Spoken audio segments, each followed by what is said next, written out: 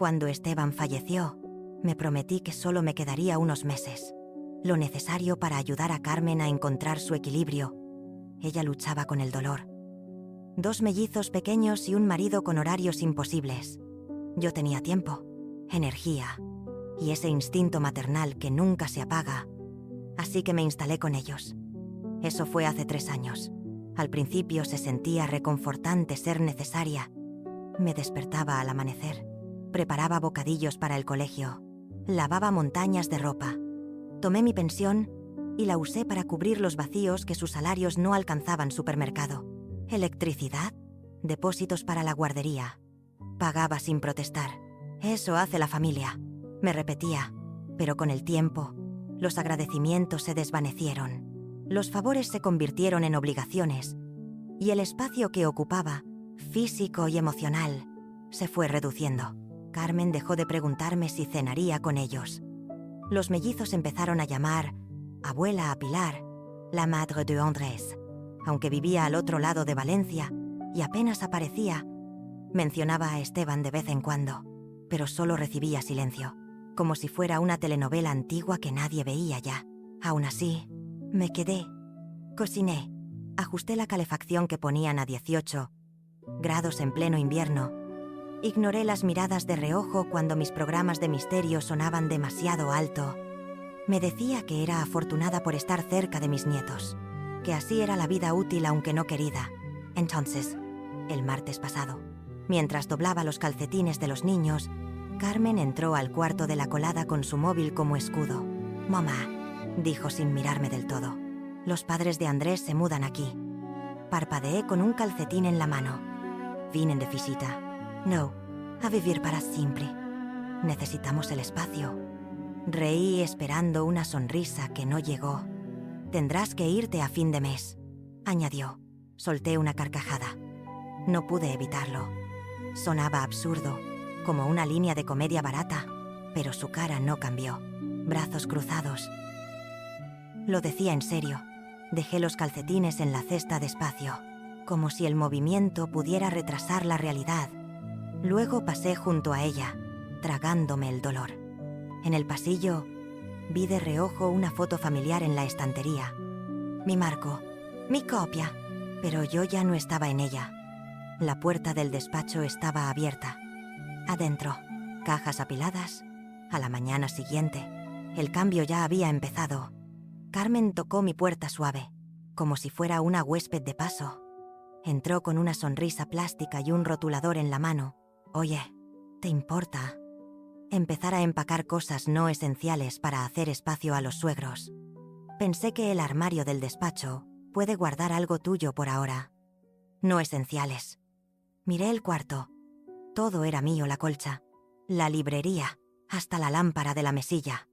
Pero asentí y dije, «Claro». Esa tarde asomó la cabeza a la cocina mientras preparaba la cena. Otra cosa rápida. Pilar es alérgica a muchos olores. Los aromas fuertes le afectan los senos nasales. Podría suavizar el pimentón y el ajo por un tiempo. Removí la olla despacio. Por supuesto, esa noche llevaba toallas al lavadero. Cuando los oí hablar en el salón, me detuve en el borde del pasillo. Oculta tras la media pared, «Pondremos a Pilar en la habitación principal», decía Carmen. «Joaquín puede quedarse en la de abajo». «¿Y tu madre?», preguntó Andrés. Una pausa. Luego su voz, seca y casual. «Ella puede ir donde sea. Tal vez los niños duerman juntos y convertimos su cuarto para ellos». Andrés no respondió. Regresé a mi cuarto, olvidando las toallas. Se me hizo un nudo en el alma, como si hubiera tragado algo filoso. En los días siguientes, la despensa cambió. Desapareció el café que me gustaba. Menos fruta. Más comida preparada. La calefacción bajó a 17 grados y nadie me ofreció una manta. En la cena, los lugares se reorganizaron. La silla de Pilar ya estaba junto a los niños, como esperándola. La mía quedó arrinconada bajo la mesa. ¡Intacta! Los niños dejaron de pedirme cuentos antes de dormir. Carmen dijo que ya estaban grandes para eso. Empecé a pasar las noches sola en mi cuarto, comiendo en una bandeja, viendo videos antiguos con el volumen bajo Me hice el hábito de caminar por la casa de noche, descalza y en silencio. Era el único momento que la sentía mía. Encendía la luz del porche, revisaba los cerrojos, doblaba una manta suelta, rutinas pequeñas, como memoria muscular de una vida que aún vivía, pero a la que ya no me invitaban. Ahí empecé a anotar el inventario, no solo lo que era mío, sino lo que ya no me permitían usar. Esperanza removía su té despacio, con el ceño fruncido, mientras me observaba en la mesa. Nos veíamos cada primer jueves en el Café La Violeta, pero esta vez era diferente. No había dicho mucho desde que llegué. «No te están desplazando», dijo al fin, dejando la cucharilla. «¿Ya te borraron?» Solté una risa suave, más aire que sonido.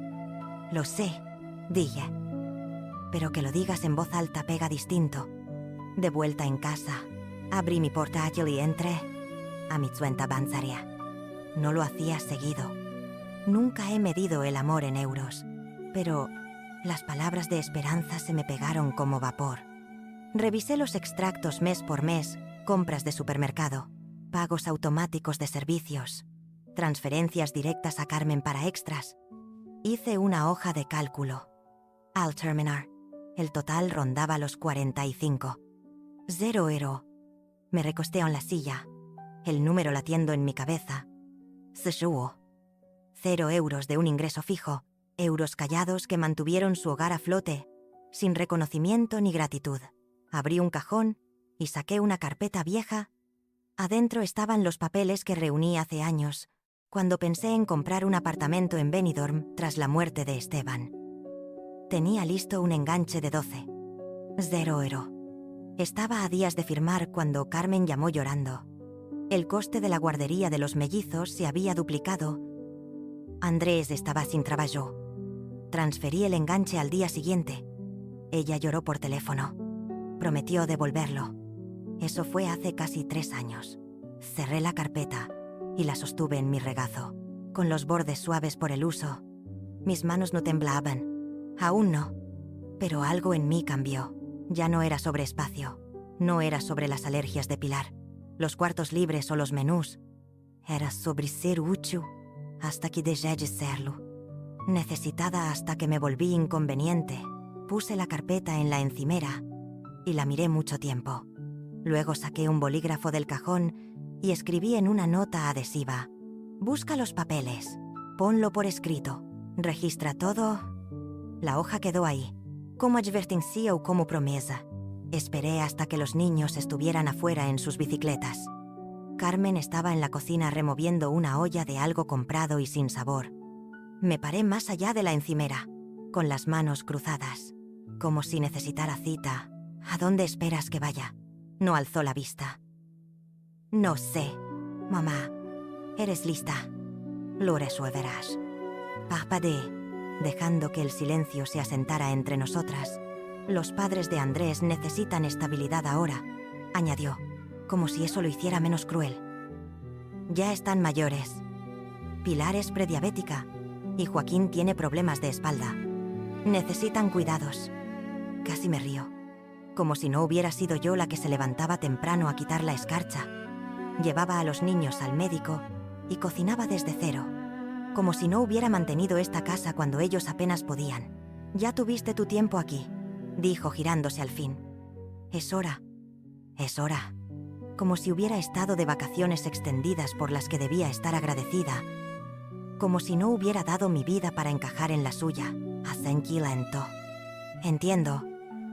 Caminé al salón sin decir más, y ahí lo vi. La foto familiar que estaba sobre la chimenea del verano que fuimos a la Albufera, con el brazo de Esteban en mi hombro, y los niños pegajosos por helados. Ya no estaba.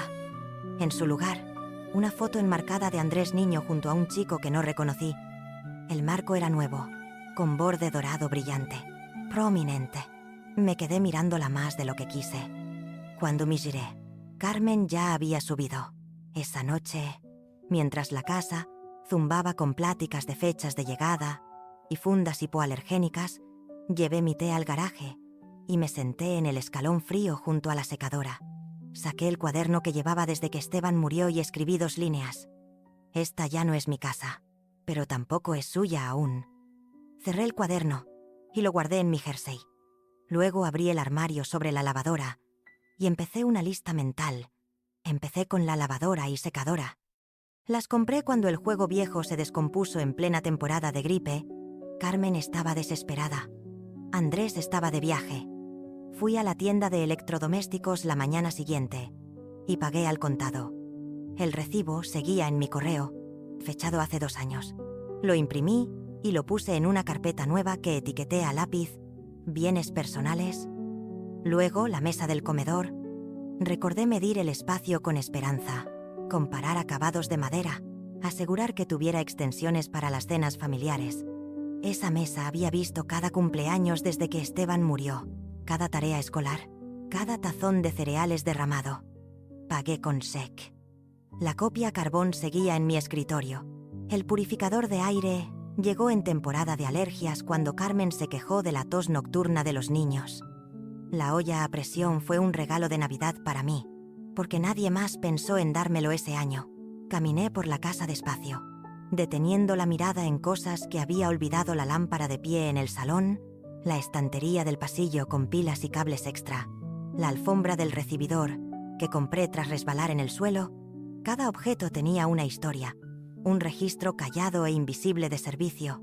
Abrí un documento nuevo en mi portátil y listé no solo lo que compré, sino cuánto, por qué. Revisé extracto de tarjeta, cuentas de tiendas, recibos de PayPal. Los números eran constantes. La narrativa, clara, cuando los niños estaban en cama y las luces del pasillo atenuadas. Tenía 3 carpetas de recibos y registros impresos. Las guardé bajo mi colchón, en una esquina profunda, y miré el techo un buen rato. Justo antes de medianoche, abrí una ventana privada y reservé un estudio en Sativa por un fin de semana, a 15 minutos. Usé otro apellido. Solo una prueba. Medía. Un ensayo. No más. Esperé hasta el viernes. Carmen tenía un retiro de trabajo y Andrés llevaría a los mellizos a su clase de karate y luego a casa de sus padres. Eso me dio una ventana 4 horas limpias. Suficiente si seguía el plan. Aparqué la furgoneta prestada a una calle de distancia y le mandé un mensaje a Esperanza. Lista. Llegó 10 minutos después, con las mangas arremangadas y mirada de acero. Nos movimos en silencio, con método, sin golpear cajones, sin arrastrar sillas. Solo pasos medidos y bolsas cerradas. Empezamos por el armario principal: mis sábanas, abrigos de invierno, la máquina de coser escondida tras un humidificador viejo. Luego el salón. Enrolé la alfombra, la que compré, tras casi caer en el suelo resbaladizo. Esperanza empaquetó los libros. Se detuvo al encontrar uno con la letra de Esteban en los márgenes y me lo pasó sin palabra. La cocina tomó más tiempo. Cada sorting. Cada utensilio que compré, cada electrodoméstico que repuse, todo se fue. Los estantes quedaron limpios pero vacíos, salvo por unas tazas disparejas y un colador roto. Hasta me llevé la olla a presión. Sobre todo la olla a presión. Dejamos la mesa del comedor para el final. La limpié una última vez antes de desarmar las extensiones y envolver las sillas en mantas viejas. Esperanza negó con la cabeza mientras trabajábamos. ¿Van a entrar y pensar que la casa explotó? No, dije. Van a entrar y ver lo que construyeron al quitarme. A mediodía la furgoneta estaba llena. Di una última vuelta por la casa, no para recordar, sino para asegurarme de que cada rincón que toqué estuviera registrado. Luego me senté en la encimera y dejé una hoja en un lugar donde la verían. La había escrito la noche anterior, impresa en la biblioteca, firmada con tinta azul. Lo que pagué, me lo llevé. Lo que desearon, quédenselo. Sin cariño, sin firma, solo verdad. Esperanza y yo llevamos la furgoneta al estudio en Sativa, un lugar pequeño, con encimeras gastadas y un calentador fallido, pero el cerrojo se abrió con mi llave. El termostato respondió a mi mano. El silencio me abrazó. Esa noche esté en mi propia casa, en una cocina que no me resentía, y escribí una nueva lista esta vez, de cosas que no extrañaría. El cerrajero llegó temprano, un hombre delgado llamado Mateo que olía leve a café y metal. Le ofrecí un vaso de agua, pero negó amable y se puso a trabajar. Tomó menos de 20 minutos cambiar el cerrojo. Cuando me dio las llaves nuevas, las sostuve en la palma más de lo necesario. Se sentían cálidas, reales. Firmé el contrato de alquiler esa tarde, un documento de una página sin complicaciones ni letras pequeñas. Solo un alquiler mensual de 650 € que podía cubrir sin tocar mi pensión. Configuré el pago automático desde una cuenta de ahorros que Carmen no conocía. La abrí tras la muerte de Esteban, guardando depósitos pequeños aquí y allá. Entonces no sabía para qué ahorraba.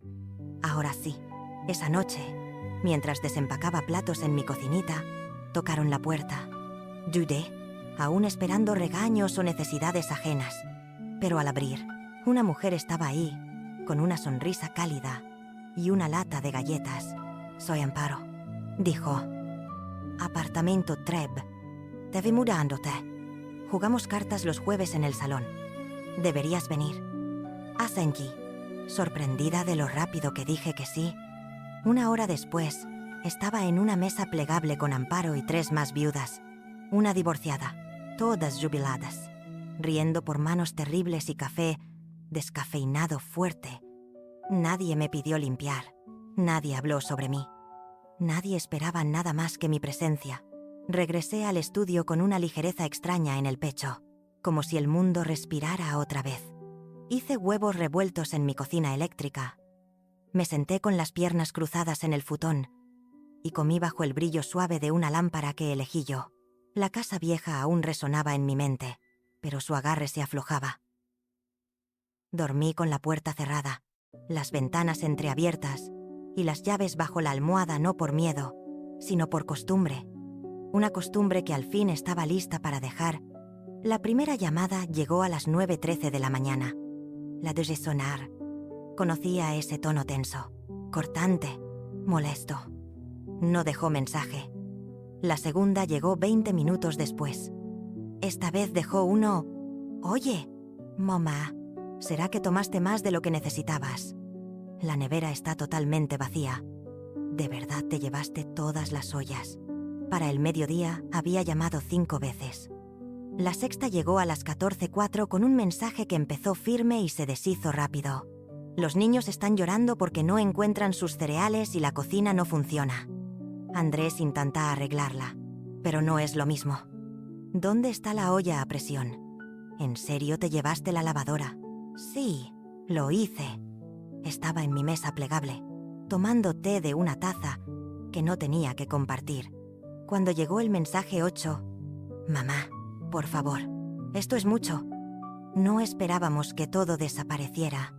¿Podrías al menos regresar algo para los niños?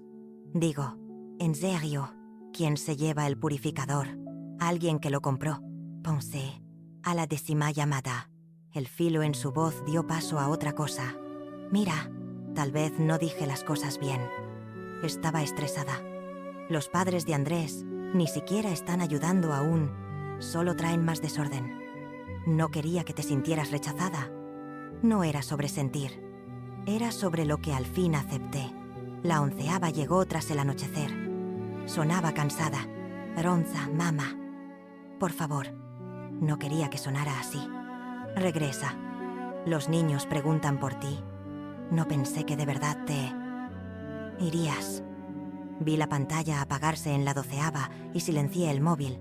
Esa noche me paré frente a la ventana y miré la calle abajo tranquila, quieta, sin inmutarse por el caos en esa casa al otro lado de Valencia. No me necesitaban hasta que me extrañaron. Hay una diferencia. Enjuagué mi taza. La sequé con una toalla que compré yo y la guardé en el estante que instalé con mis manos.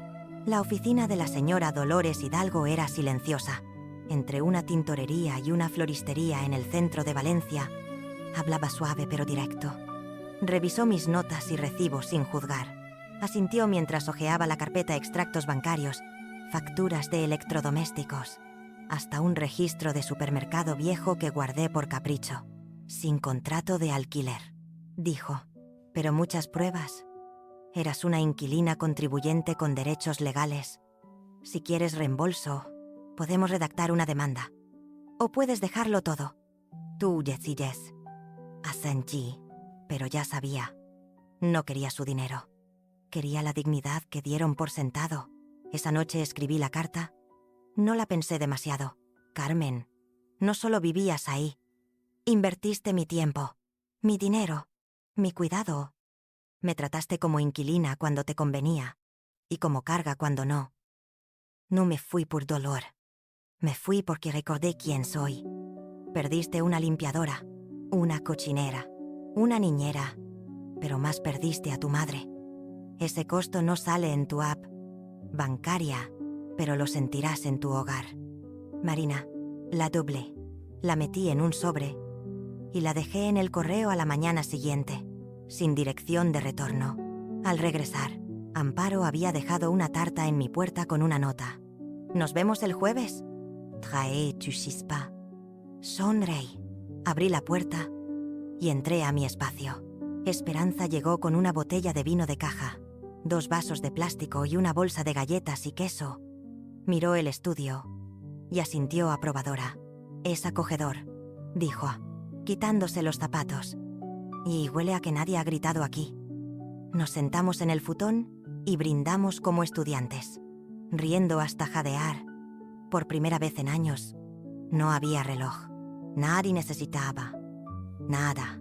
No había correcciones sobre la calefacción o cómo doblar toallas. Solo 2 mujeres que se conocían lo suficiente para reír con todo el cuerpo al día siguiente. Amparo tocó con una agarradera tejida floral, morada, con borde dorado. Regalo de bienvenida, dijo. La hice cuando mis manos eran más firmes. Le agradecí y la colgué en el mango del horno. Se veía bien ahí, como algo ganado. No esperado. Días después, llegó un sobre grueso. Adentro, un dibujo con colores pegado a un plato de papel. Mostraba una casita con chimenea torcida y monitos. Al frente yo y 2 niños pequeños. Arriba, en letras desiguales, decía: la casa de la Yaya. Lo apreté contra mi pecho un momento antes de pegarlo a la nevera con un imán. Ya no tenía comedor formal, ni habitación principal, ni pasillo con fotos familiares. Pero tenía paz. Y esta vez, no solo estaba en la casa, era dueña de la paz dentro de ella.